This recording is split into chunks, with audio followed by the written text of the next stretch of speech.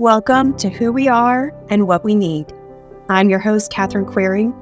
I'm a licensed mental health counselor and an advocate for needs-honoring, needs-based society. In this podcast, we talk about how to trust and care for yourself as a person who cares and feels deeply, how to understand the inner physics of human nature and our place in the world where we can flow and live harmoniously, how to support each other, thrive, and collectively challenge worldviews and systems that feed off of and perpetuate harm. In this podcast, we gently blow away the layers of noise, chaos, and reactivity so we can get to who we truly are and what we need. Thanks for joining me. I'm so glad you're here.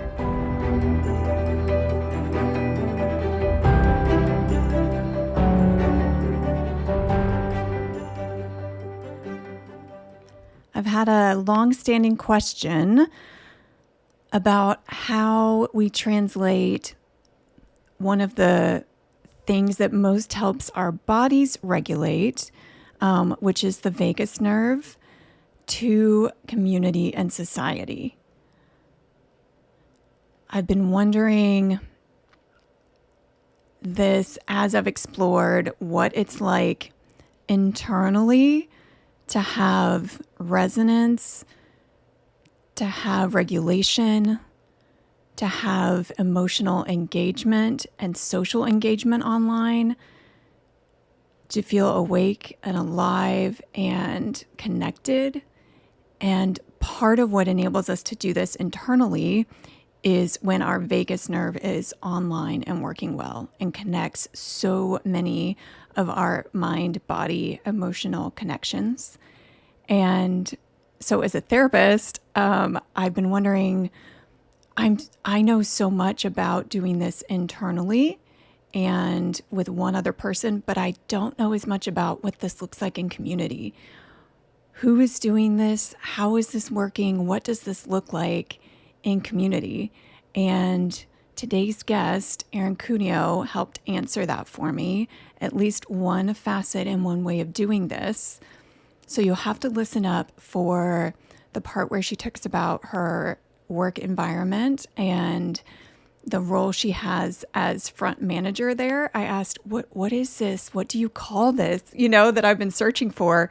And her answer was front manager. A pretty practical job, but the level of intuitiveness and social engagement and connection that she brings to it is incredible. And so that's one of the jewels that I want you to listen for in this episode, along with many others. Without further ado, here we go. Welcome back to Who We Are and What We Need. I'm your host, Quiring, and today I have with me friend and actually a therapy client of mine, Erin Cueno. If you have any questions about that, please let me know. That I want everyone to know I am as careful and consent-based as I know how to be.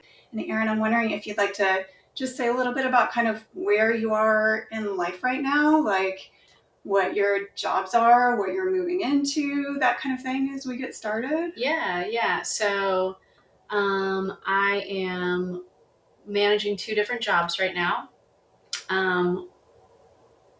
One is at a brewery, the other one's at a restaurant. Yeah. And it's new to me to have two jobs in this position, but I'm really embracing it. I'm also about to start my master's program in social work. So I'm starting that in about 2 weeks. Really excited to do that. But yeah, we've just been talking about work and my dynamic in work and how things have changed for me drastically over the past few months. Right. And how my mental health has changed. Yeah. And how for the better. Yeah. So yeah, that's right. Well, I wonder, would you like to start with the kind of using assertiveness and how that's affected you, or kind of what's happening right now that feels like such a good fit for you that you're just using all of your skills and gifts or not all of them maybe, but like a lot of your skills and gifts and passions that's just been so exciting to see. Yeah. So I was in a position where I was overwhelmed in a job that I thought would be a little bit different. And I had to leave because of my mental health. And I chose to, leave based on what was going on in my life at that moment. Right. And I moved and I transitioned into another position within the same company that I was a little lost in the beginning and feeling, like I wasn't doing my job to the highest expectation because I didn't know what the expectations were. Right. It sounds like you moved from like, I can do this, but I don't have enough support for what is required to do a good job. And so there was like this hyper arousal state, right? If there's just too much and I have to stay on all the time. Yeah. That led to burnout and overwhelm and just too many things. And then you moved to a job that had not enough. Yeah. And it was just kind of like feeling around in the dark. There's not enough. I felt it's kind of, numb's the right word, but like, so like a hyper arousal to a hypo arousal, like nervous system state. It happened so drastically, like it happened so quick that like I couldn't really keep up with my emotions. Like I couldn't, I kind of got depressed in a way that I wasn't doing anything. And like when you sit with yourself for so long and you don't have the things to do to keep you preoccupied, which I've always been a worker. I've always been, 2-3 jobs at a time. I've always worked as much as I possibly could. So when it came down to the point where I didn't have enough to do, it was really bad for me. And, for a while it was really dark, you know? Right. Like you needed the right amount of social interaction and challenge, but not too much or too little. Yeah. Right. Because coming from, my first position, I was there, 15 hours a day for, for a few days a week, and it just became, and it was opening a new place, right? And so like everyone's expected to be on high alert and things like that. I just didn't, I guess maybe my expectations were skewed of what I thought was going to be a different. Right. Because it could have been good. Yeah. You were well skilled and equipped to do that type of job. Yes. Yeah. I just didn't feel like I had the support that I needed. Right. And after asking for it and then not being able to get it, was like, it was a blow to me, you know? And so, but then, going to something that was like, so not challenging, but it was challenging because I didn't know what I was doing. Yeah. So it was, it was scary to, kind of come into another role where like, I'm trying to not fix everything that's happening, but improve it. And I don't know how to improve this because it was all new to me. Right. But, coming into this new job, and it was funny, not funny, well, not haha funny, but it was ironic. Yeah. It was, I've been working at this place since 2017. And so I worked many different positions within that job. Yeah. Or in that business. And so I left for a while, and was never officially like not working there. Right. I could always come back if I wanted to, but I was thinking that I wanted to come back as a server or come back as, in some capacity in that way. Right. And I was offered a job of management. And so I was nervous to tell my other job, which I'm managing, that I have another opportunity to be a manager. And so I didn't want to leave the first job. Right. And so then I was having to juggle what that looked like. Right. And so when I started at when I came back to the job that I was at, it felt like coming back home. Yeah. It felt like, it was it was a lot of new people, but I knew all these people. Right. And I had worked with them in some way before I wasn't there for like 6-7 months. Right. And so it felt comfortable and and people were really excited to see you. Yeah, and that felt great. People were excited for me to be there. People were excited to see me.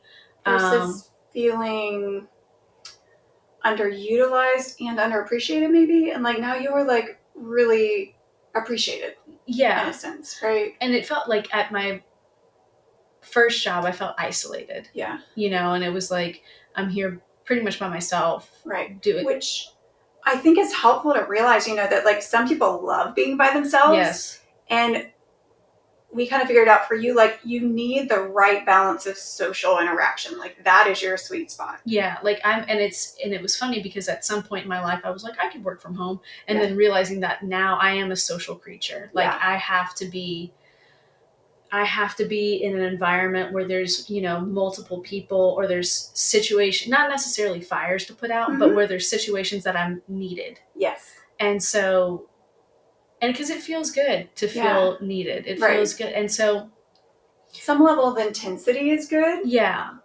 And so coming into that job and having it already be, it's been around for years. I've been around for years.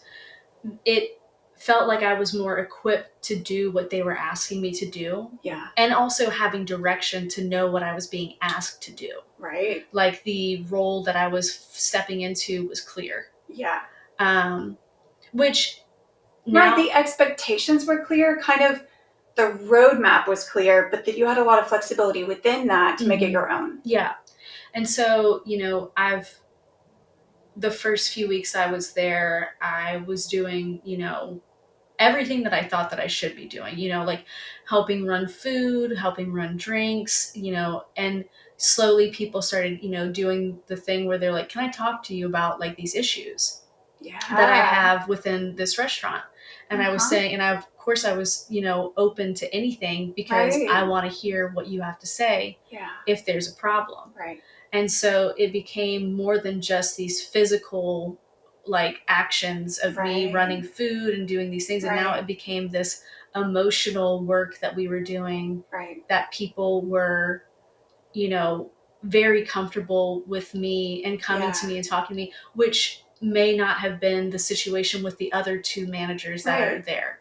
Because that's part of your gifting and your presence in the world, right? That, like, whether you want them to or not, in some situations, like, people gravitate towards you and feel comfortable, like, opening up to you, right? Yeah. And it sounds like this has been a really nice setting where that feels just right, where you have some say over it and you get to take action around the emotional and relational and conflict resolution pieces. Yeah.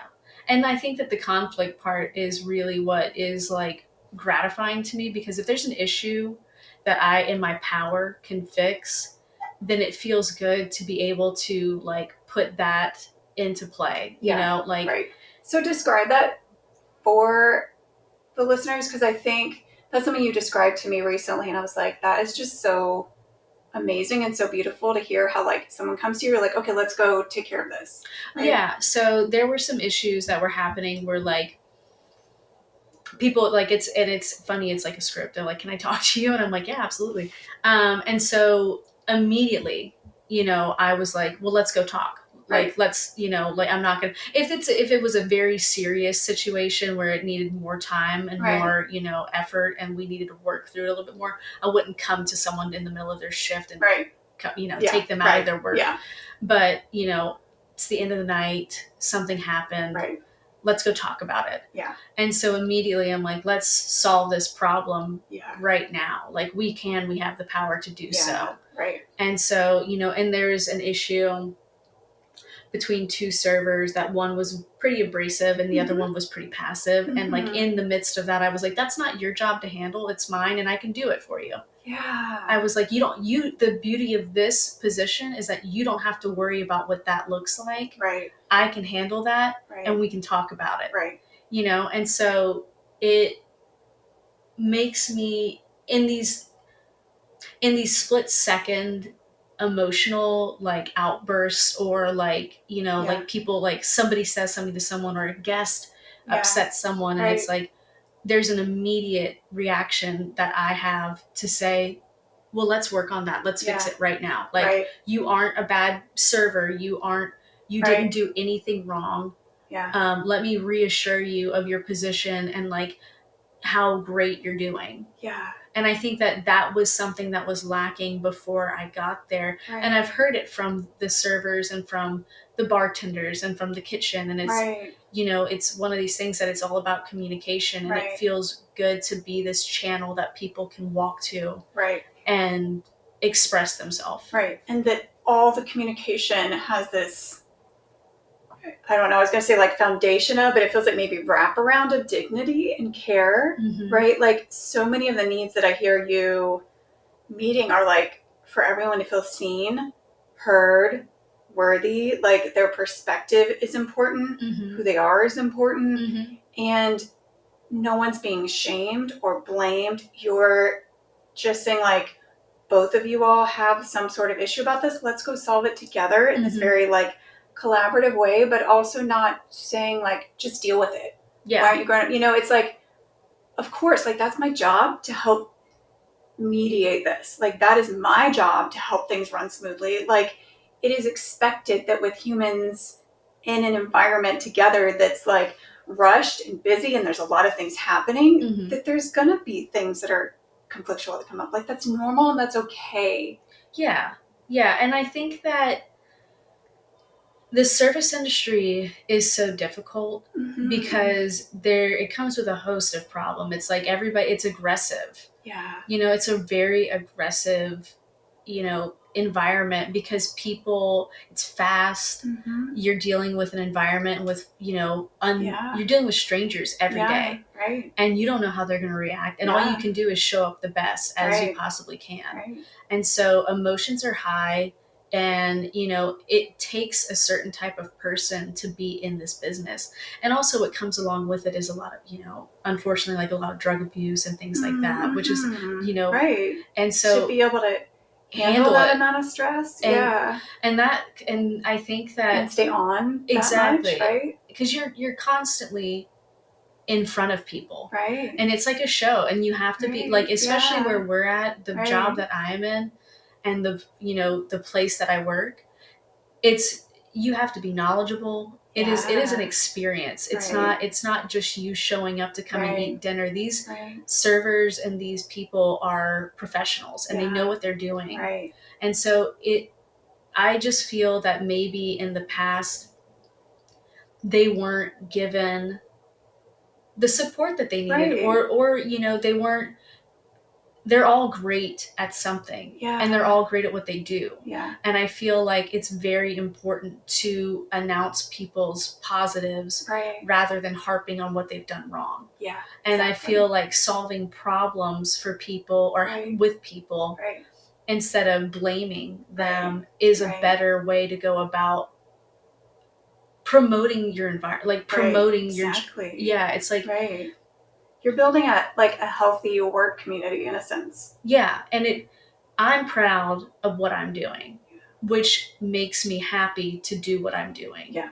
Which then in turn makes it easy to step into this role to help people. Right. It's not a burden. Yeah. It's not, some days it's difficult. Yeah. Because some days it's multiple people saying, can I talk to you? Right. It sounds like, from what I've heard from you overall, it usually feels like a challenge that you can meet within your window of tolerance, right? And if it ever is more than that, then you know how to get support for yourself or take a break or have permission for that. Yeah.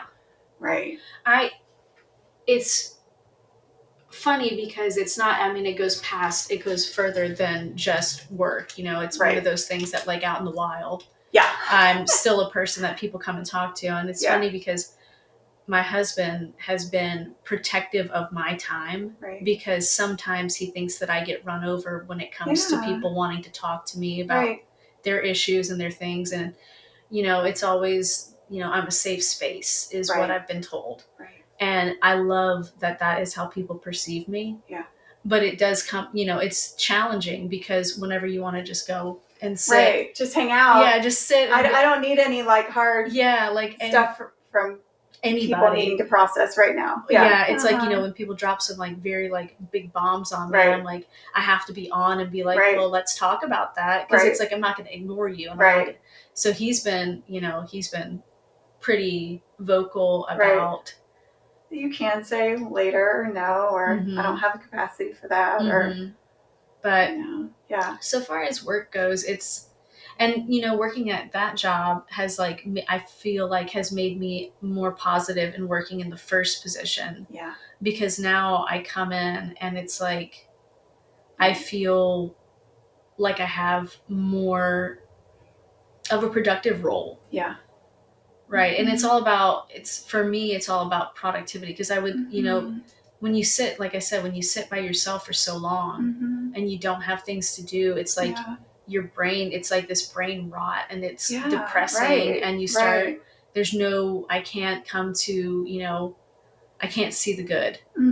Right. And it's difficult. And so it's like a situational depression almost, right? It's like my life is going great. Right. But I've always taken so much pride and like joy with work. Right.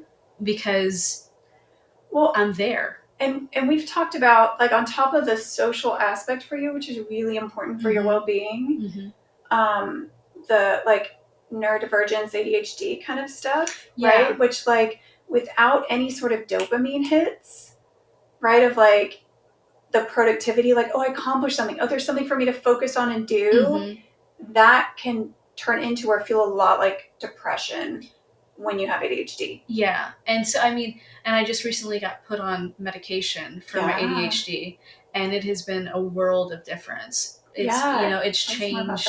It's changed how, I get up in the morning and how I start to function. Like, I'll take my medicine right at like, I don't know, like 8:30 in the morning, 10 o'clock hits, and I'm like emailing people. I don't feel overwhelmed. I don't feel like I am, just sitting around. I'm not on my phone, like looking doom scrolling. looking at TikTok and like things like that. But, and then I'm planning throughout the day. Like, I'm, the mundane tasks that I would do before, like cleaning my house or, walking the dogs or something like that. These things that were such a struggle before now seem more of just a natural flow to my day. Yes. It's not this hurdle that I have to get over. And it's also not, I used to make lists of things to accomplish during the day to feel like I was doing something worthy of what my day should look like. And now, if I want to, like, this is, I do what I'm doing and I've done my things and stuff. If I want to sit down and like rest, it feels like I can. Oh, that's amazing. And it comes down to like taking the time to actually look at what I need. Yes. Instead of just going to, because I feel like I have to. Right. And then being unhappy about it still. Right. And so, getting on this medication, it's, and people are always, yeah, right. They iffy about this and like Adderall and like blah, blah, blah. Right. And it's like, if it helps, it helps. Right. And that's what you can tell, right? Like, I think for you, it's so clear. And that's what got me thinking about and helping me recognize that I had ADHD was hearing so many of my clients, like, realizing that and getting diagnosed and trying medication and seeing the difference it made for them. And I'm like, you know what? I was able to manage before kids, but now with little kids and like there's too many things to manage and keep track of. And I don't have as much downtime that's when my demands exceeded my capacity. And so it was like, medication has made such a difference for me too. Yeah. But most people don't know what that looks like for women and for adult women, right? Like, that's been a really recent kind of thing that people are starting to have a better idea of what that looks like. Well, and I think, and it's funny that you bring up, children and having them, because like recently becoming a stepmother and like having 2 little kids, I have become more understanding of their needs. Yeah. And I mean, like, I thought I was a good, stepmother before. Right. I've never once like questioned like, but right, you're a caring, listening person. I use them and like whatever. Yeah. Maybe more patient, able to listen to them longer. I'm able to understand them a little bit better. It's I was listening before and then reacting, this is me listening and understanding and then working through what they're going through. Right. Because it slows things down enough for you that you can think through it without just having to react. Exactly. And so it's like these, hairpin issues that they're like, start yelling. Right. I'm able to sit and be like, why are you yelling? Right. What are you yelling about? Right. How can I help you to not? Right. Which is kind of what you're doing at work. Exactly. Too, right? Exactly. Yeah. And it's solving problems in a way that makes everybody feel like they've been, heard, or like it's not hurting feelings, that's what it comes down to. I'm not trying to hurt your feelings. I'm trying to help you out. Right. And so it's like, like the medication has slowed me down. That's how you know that you need it. Yeah. Right. Because if a stimulant slows you down, right, like that's when you know you need it. If it speeds you up, that you don't need it. Yeah, exactly. Right. Or if you're taking the wrong amount, right, it's like, exactly. And if I can, go out and party and fall asleep and then I'm not obviously doing what I need to be doing. Mm-hmm. But it has changed so much for me. And I'm also on like an anti-anxiety and like on an antipsychotic, and these things are like. And by antipsychotic, that's also like mood stabilizer. Exactly. Right. Yeah. It helps you not be in the overwhelm, anxiety kind of stuff. Yeah. And so those things, all work together to like help me go through my day and feel the way that I feel. Mm-hmm. Because beforehand, I couldn't get out of bed. Right. The life that I've had and what I've gone through, and the death I've had, Yeah. Right. So would you like to talk about that? It seems like that might be a helpful segue of like the loss and the grieving process through that. So, I lost my dad when I was 26, and his birthday was yesterday, like I said earlier. And so, I was saying yesterday that I had my big cry, that as one does. And I was upset because I haven't talked about him enough.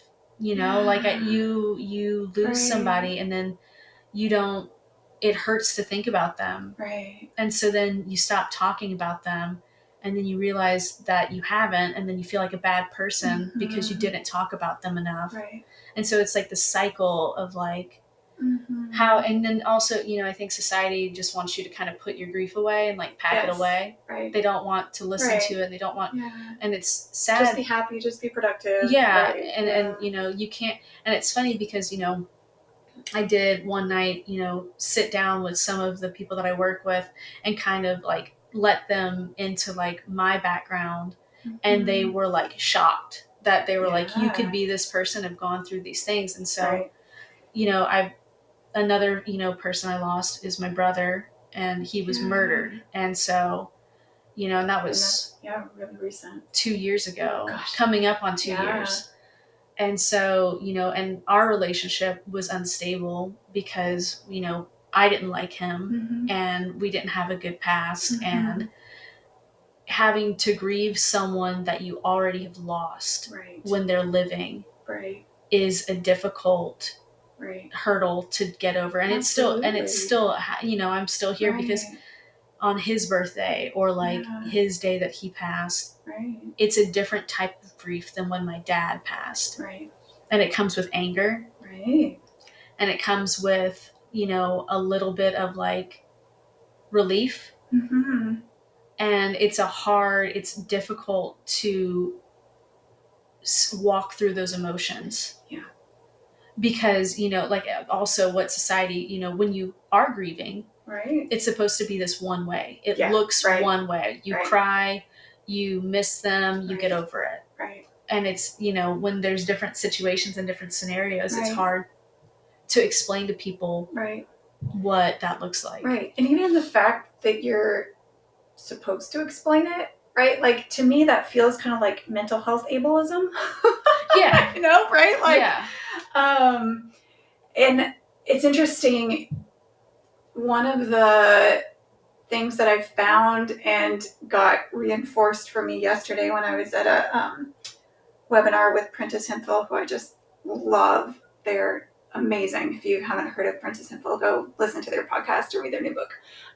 But they were talking about, I got a chance to ask a question, and they were talking about how the things that are most healing are rituals that involve like grief rituals, dancing, celebrating, singing, like things like that, right? And so taking grief out of our common experience and then attaching shame or the need to explain it or things like that to it are part of what disconnects us from ourself and our humanity and each other, right? And this being able to like reclaim or be okay with grieving is what keeps it from turning into trauma. It's what keeps it from being stuck. And it can be a connecting healing factor, even though it's hard.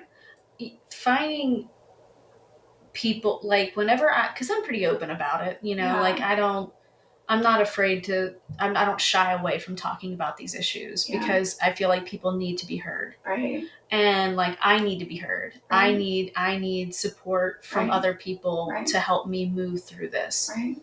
And so having people who have been through similar situations is helpful to get me through it. And, you know, it's funny that you say dancing. 3 days after my dad passed away, I couldn't get out of bed, but this one song came on and I got out of bed and I started dancing to it. Music's another thing. Yeah. Yes. And I went to see that band live in concert. I've seen them twice. Yeah. It's, you know, and I'll never forget that moment of just allowing myself to be something other than completely in the throes of like despair. Right. And so it helped me a lot. And I'll, you know, but I think that, you know, grief it changes over time. It just looks, it never goes away. It just looks different. Right. Absolutely. And so hearing about people's past experiences, and even if it's not death, like people grieve over different things. Right. And it's like, I think that people, I mean, I know when my dad passed away and people were like, my grandmother passed away. I'm like, I really don't want to hear that. Right. But now that this has been, you know, such a learning process for me and like going through it, everybody deserves to be heard no matter what it is. Yeah, absolutely. And that it's okay to feel whatever intensity about grief you feel, even if it's something that seems silly, right? Like, I grieved longer and harder about moving away from Chicago, which had been my home for my adult life until I moved back to my hometown here in Pensacola. And even though things were really good here, like I really enjoyed being here, it was a constant loss. And that was harder and longer to get through than healing and grieving through my miscarriages, which most people would not expect. Yeah. Right? Yeah. And I just say that as an example that like whatever your loss is, like it's okay if it feels easier than someone else's. It's okay if it feels harder than someone else's. It's okay if it seems unexpected or silly for that to be a loss or for something else to be easier to move through, and you don't have to feel guilty for that. Yeah. Yeah. I mean, and it's funny because it's like, you know, like you were saying, people grieve over different things. And, you know, it was really hard for me to move out of my apartment. Yeah. Right. Yes. And I remember. And it was like difficult to like move into a house with this person that I love so much within a family that I feel so included in, that I love so much. And I was so sad about leaving this apartment and my independence and all of these things. But it's like you've lost a version of you in time that you get to keep inside, kind of like you get to keep a lost loved one. Yeah. But you're not actively in it. Yeah. Right? In that version of you. Yeah. And it's, I mean, like I said, it's grief is such a, and I've, you know, read about grief and I've, you know, heard about grief and I've heard about people going through it. And, you know, whenever I write something, people always respond back to it or like, you know, music, there's a song that I listen to every year on my dad's birthday. Yeah. And it's a group that his mom passed away, and he wrote a whole album about her cancer. And so it's a great album. Touche Amore is the band. Okay. But it helped me yesterday to put that song on social media and write a little thing Yes. about how like I felt in the moment, and like I put pictures up of my dad, and like, you know, because when people are gone, it's like the world expects you to forget about them. Right. You know, it's like I feel like we don't move at the pace of care in our country. We move at the pace of expectations and productivity and profit. Exactly. Right. Like when my brother died, I took a week off of work. Yeah. When my dad died, I took a week off of work. And I desperately needed to not go back. Yeah. You know, I should have taken so much more time, but because of, you know, living alone and having to work and having to make money and having to do all these things, it's like you're not allowed to grieve. Right. You're not allowed to sit and be sad, and Right. you know, and if you are, it has to be, you know, people get tired of it real quick. Yeah. At least in our country. Yeah. I mean, it was interesting to me going to Paris for a week this summer and coming back, and then we met after that, and just thinking about both in general, the culture in France embraces sadness and melancholy and like not happy endings a lot better than United States Americans do. It is part of the cultural values or fabric or expectations and stories, and like, you know, space for that.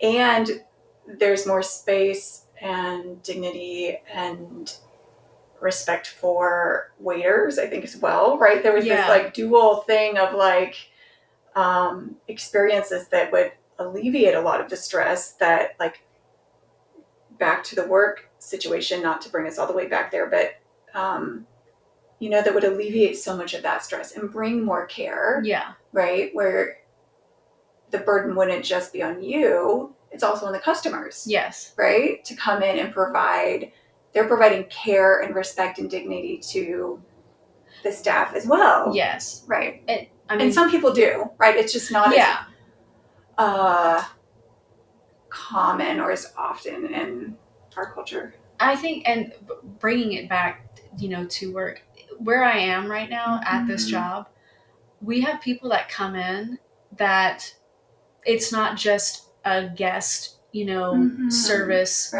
dynamic. Right. These people are asking these waiters and these people to go to their homes, to have dinner with them, it's they like form these friendships, these relationships that they have. And I think it's beautiful that these people are seeing what these people are humans. Right. They're not here just to serve you. They are humans, and they have these great personalities, and they have all these great attributes, and it's not just this financial transaction.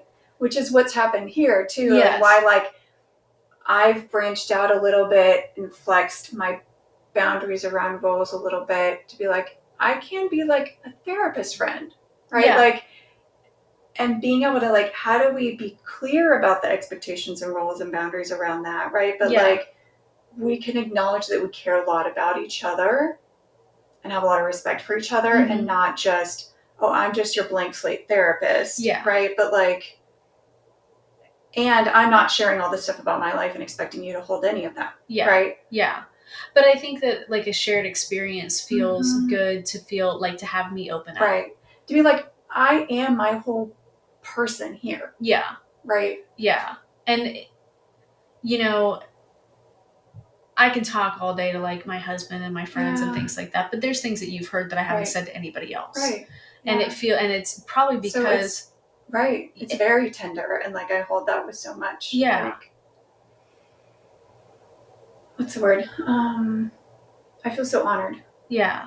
Thank you. And it's and it feels like I get to hold a treasure box of, like, and it's like, and you respect my trauma. Right. Rather than, like, because when you when you tell people about these really hard things, because Mm-hmm. I've been, like I said, I've been very open about Yeah. like what I've gone through in my life, Right. you know, and to people that I hold in the state, like a high stand to Mm-hmm. listen to it. Like I'm Right. giving you this information Right. about me. But people's first reaction is like shock.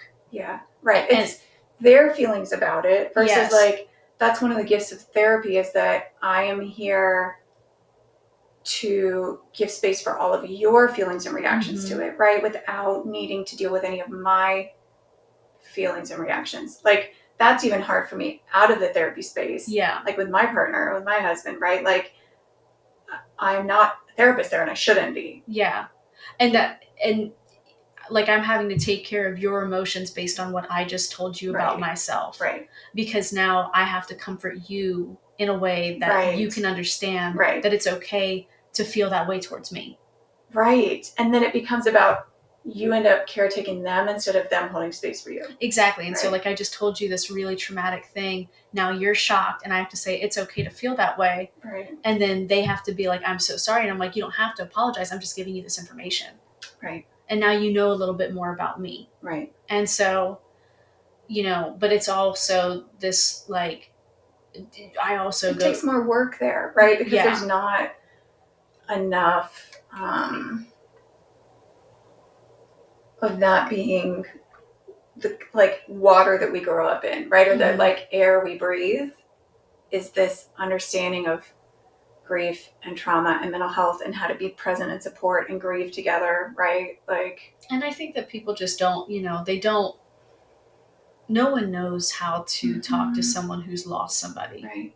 Nobody knows, right? Because you can't, you're never going to say the right thing. Right. I'm thinking of like, I'm sure there's other phrases, but like sitting Shiva is the phrase that comes to me. Like this sense of, I think we used to have this more in our country and society, and I know that it happens in other places, where you just come and you're just with the people who lost a loved one, right? If they want company, but you don't have to say anything. You don't have to not say anything. Like, you are just providing that like cushion and presence and like comfort for them, not them having to do anything for you. Right? Or like, oh, they have to take all the casseroles just so you feel like you could do anything, something, right? Like, yeah, exactly. Right. It's like, you know, people would, you know, whenever my dad passed away, people would show up to my house unexpectedly. And it's like, sometimes you want to be alone, but also people are afraid of silence. Right. And so it's like, there's like these mundane conversations that are happening around you that you aren't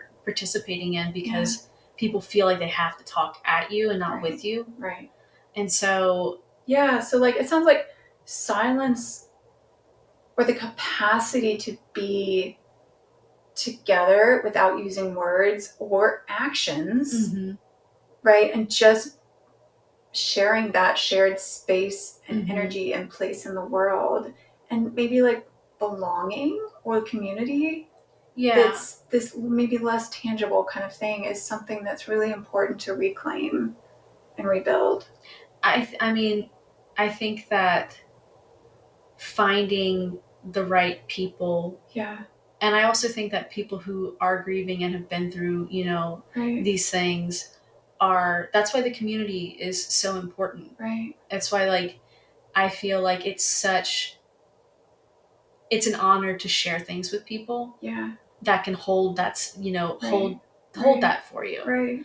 But it's also, you know, when you find the right people that can feel that intensity of pain. Right. And sit with you and sit in silence because they've been there. Right. You know, and that's why sharing is so important. Right. And it feels like that just made me think, not only us as individual human beings, but our communities, our wider culture, like shared spaces become they've been spaces of trauma and stuckness and survival. And these are some of the ways that we like bring back the beating heartbeat. We bring back the blood flow. We bring back the movement. We bring back the feeling instead of numbness, right? Or being with instead of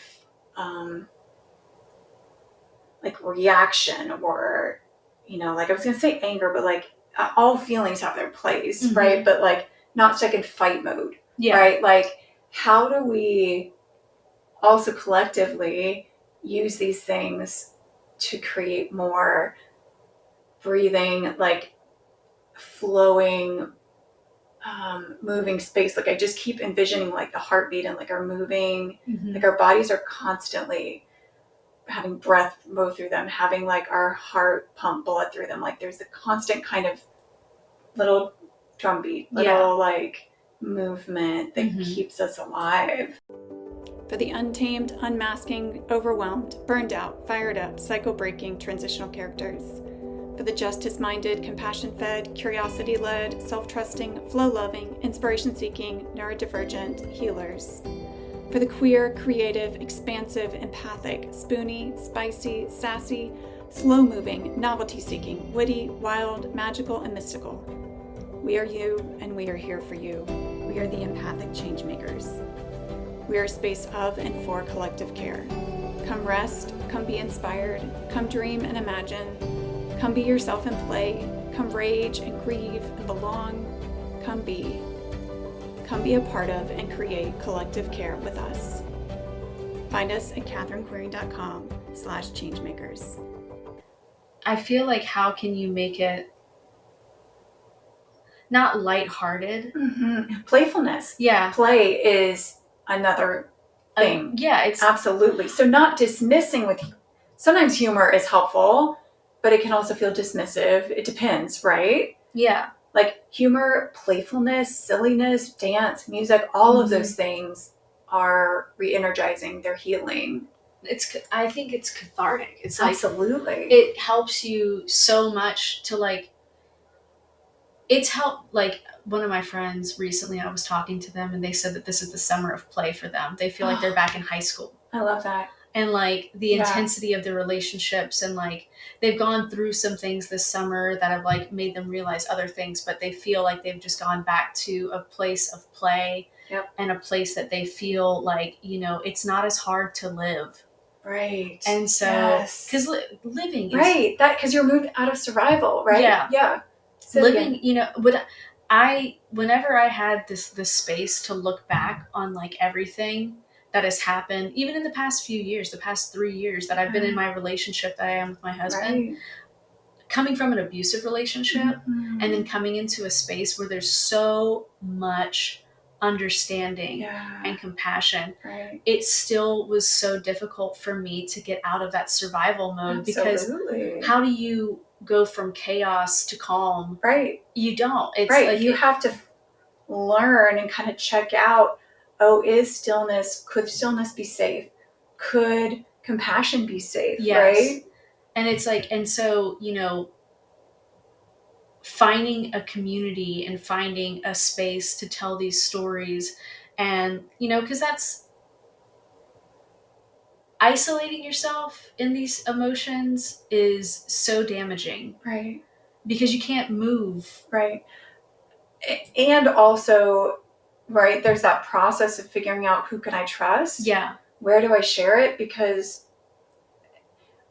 often, like, some of those stepping stones of sharing it are somewhat abusive relationships. Right? Because you don't know that you can trust or deserve anything healthier, safer, more supportive. Right? So, like, it's still, those are stepping stones of sharing until you find someone that really believes you and really, like, holds your worth and your stories. I feel like the deserving part is like, that part is like self-worth is such a difficult thing to realize. Which it shouldn't be. That should be the bedrock of our society. And that's part of why I started this podcast, is like, what is it like if we start from a place of worthiness and a place of just meeting human needs? Instead of, you have to prove your worth. And it's like finding out, or fight for your worth. And finding out what your worth is and like actually claiming that is probably the most empowering thing that I've ever done. And it was, you know, and it's funny, it started with me dating people. I had a friend one time that was like, I didn't want to go on a date with someone a second time, and she said to me, she said, you don't owe anybody an explanation for anything. You don't owe that Right. person anything, because how you feel that you're worth towards yourself, you don't have to explain to anybody else those things. Right. And so it took me a really long time to feel like I deserved love, Yeah. to feel like I deserved to be happy in situations where before I wouldn't be. You know, that whole, what Right. is it? People say to go laugh where you used to cry. Yeah. You know, it feels like knowing my worth has helped me understand that I deserve a better life than what I was living. Right. And Yes. that's helped in so many other Yes. aspects of my Right. life, because now that I feel like I deserve space to take up Yeah. in this world, I can spread my arms and be in that position to like hold space for myself, for other people, Yes. for my jobs, for, you know, and it all comes from not having to prove my worth, but Right. realizing what I'm worth. Yes. So Yes. it's been, you know, and it's been a journey. Right. It's been a long time Right. that it's taken me, because I used to, you know, in my early 20s, all I did was drink. Yeah. All I Just did, numb it, right? yeah, Just all I did escape was and numb. party. Yeah. And, you know, Right. and then, you know, my 30s came around, and they say that your 30s are your best years. And it's like, Mhm. I've made so many critical decisions in my life, big decisions, that I've put myself first. I'm not going to say I've abandoned family, but I've given myself room to grow without. You were holding the requirement of dignity and respectful interactions, right? So you're not abandoning, but you're like, I'm not moving, I'm not bending, I'm not giving up my worth and my needs to take care of you. Exactly. And I am me. If you want to come here and interact, I'm here. And that's how I've been, you know, trying to live my life, you know, for the past few months, is that exactly that.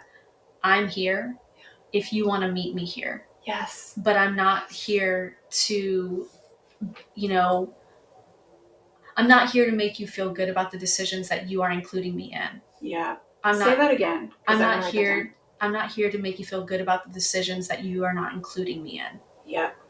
Like you are choosing these things in life, and you're wanting me to meet you in that spot of your life that I'm not ready to be there, or I don't understand it. Mm-hmm.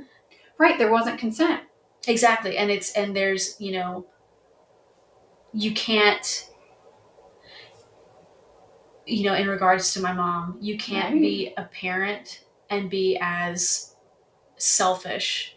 Right. Because I feel like becoming a parent is the first start. Being selfless is probably the first start to becoming a parent. And not selfless in the sense that you don't prioritize your own well-being. Selfless in the sense that you can see someone else's perspective and are prioritizing creating space for their care as they grow and develop these skills. Right? Because otherwise you become a doormat and you're so depleted that you can't actually provide care. Yeah. I think that, like, when I say selfless, I mean, like, I'm putting aside expectation and judgment of what I feel like you should be. Yes. And allowing you to be. Yes. And so I'm you know. Yes. So it's because, you know, not having children and then coming into a family that has, you know, 2 children, I had to not give up, but I had to change what my idea of what having children look like. Yeah, absolutely. Because you think, and so you have to be this person that gives up some sort of judgment, of expectation, of ideas, and you have to like let go of these things in order to be the best version of yourself for these kids. Because you were starting from their inherent worth and your inherent worth, right? Instead of a box they have to be in or certain expectations they have to fit before you bestow that worth, right? And they already are these little people. Yes. They are, and they're their own little people. They're their own little people. They have their own personalities. They have their own ideas. They have their own things that they are wonderful at, that they thrive in, that they bring into my life. And so I had to I didn't give up anything other than the bad habits that I had to be the best person that I could be. Like I had to be, and so they make me a better person as well, because I think that you have to show up for these kids in the best way, because they're looking at you. And also another thing, that talking about international and like different countries, people allow kids to be kids.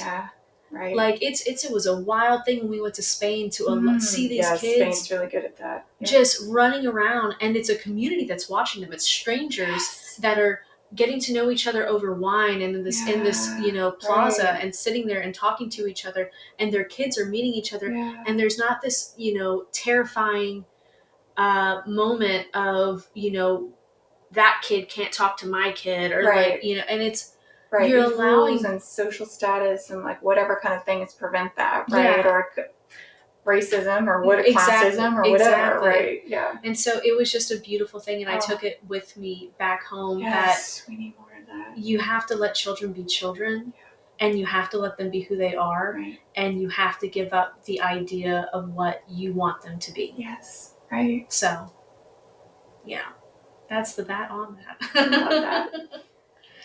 Oh, that was just also amazing. Is there anything else you feel like we haven't touched on that you want to say as we wrap up?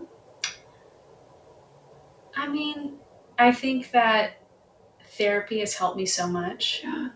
And I think before we even started, talking about saying that I feel like everybody should go to a therapist, and how my life would be drastically different if I had known what therapy meant rather than what I thought it should be. Right. And me too. Even the person that became a therapist, right? Like I remember in college, I was so anxious all the time, but I thought I was just supposed to deal with that. I thought that's just how life was. That's how you get, that's how you get through college. That's the perceived, your like identity. You only go to the school counselor if you're like suicidal. Yes. Was my idea, right? Yeah, exactly. Oh my gosh, how awful that you have to feel like you have to get to that place before that's okay. Yes. And I think that I think no problem is too insignificant to speak about. Yeah.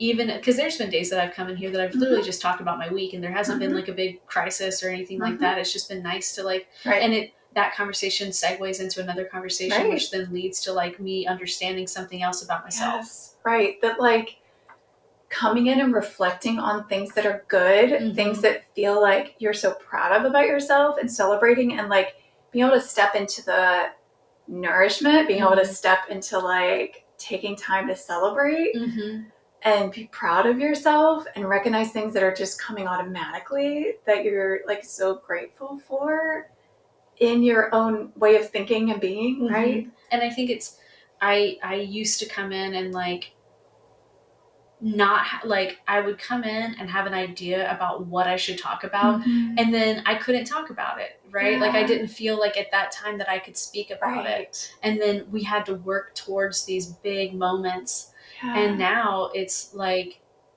I can come in and talk about anything. And literally there doesn't have to be a big problem. You don't have to like dig up something to work on. It's not like but some days I'll be talking, and then that'll come up, and then we'll talk about it. Right. It's like, I just think that therapy is a beautiful thing. And I think that being able to understand yourself and work through your issues and your problems and your downfalls, and even your, the great things about you, being able to speak about these things is probably the most important part of and growing. And that all those little moments and bigger moments are part of this learning, the finding and claiming your worth. Right? And I, as much as I wish that I had gone to therapy in my 20s, everything that I've done in my life has brought me to the point where I am right now. And I couldn't be happier of who I've become in the process of being the worst versions of myself. Right.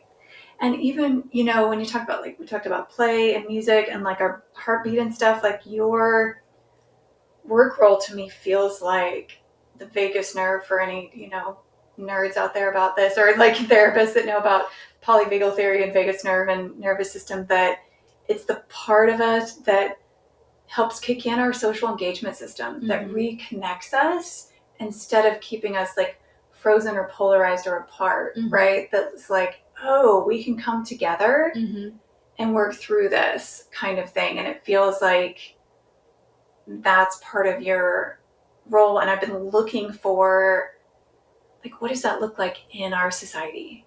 And that is one of the ways that with your gifting in your person, like, that you are doing that in your place. It feels amazing to be able to be a space for people to share things with.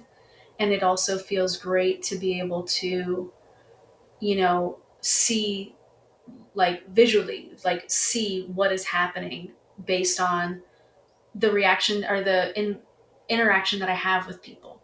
Yeah. And it's not me grabbing or pulling or forcing. It's just this natural thing that's happening.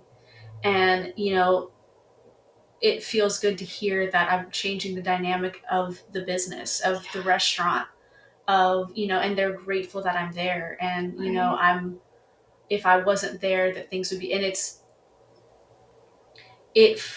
the social aspect of it is one thing, because I am such a social human and I have to be around people. Yeah.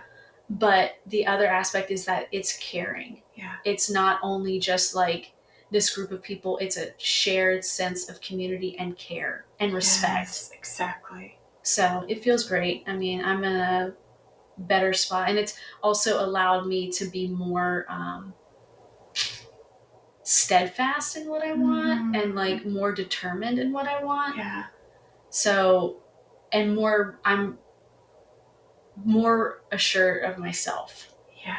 So, and my worth. Yes, So. because along with worth and being more embodied, right, there's this automatic sense of more confidence and courage and able to be calm and feel like it's safe, right? There's so many other things that come with it. Oh yeah, and it's like, I feel like I posted a picture about myself the other day because I just felt confident in how I looked, and I like am dressing different, and I'm like feeling like a more adult version of myself. Yes. Right? I feel like I'm like, instead of a 18-year-old trapped in a 34-year-old's body, I actually feel like I'm an adult, and I'm like making these decisions, and it feels good to finally meet myself at the place that I'm actually living in life. Oh, I love that. That's one of the things that Mr. Rogers talked about, is like feeling grown up inside. Yeah. It's one of his phrases. Yeah. Yeah. Like I don't feel like a fraud. Yeah. So, because it, you know, what is it?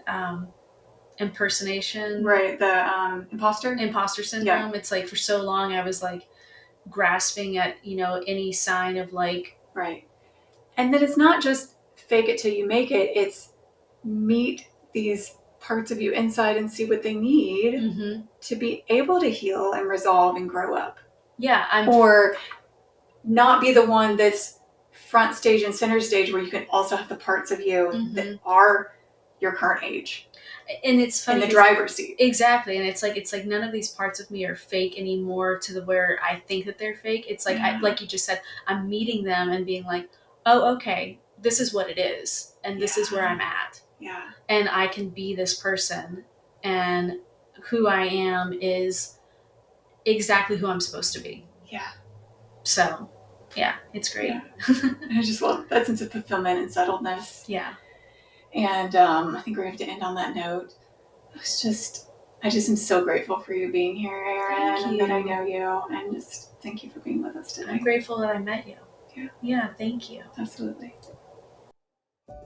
Thank you for being a part of our collective care and meaning making on who we are and what we need. Leave a review, subscribe, and follow us on socials at Catherine Quiring and at Who We Are Pod. This is your host, Catherine Quiring, signing off. See you again soon.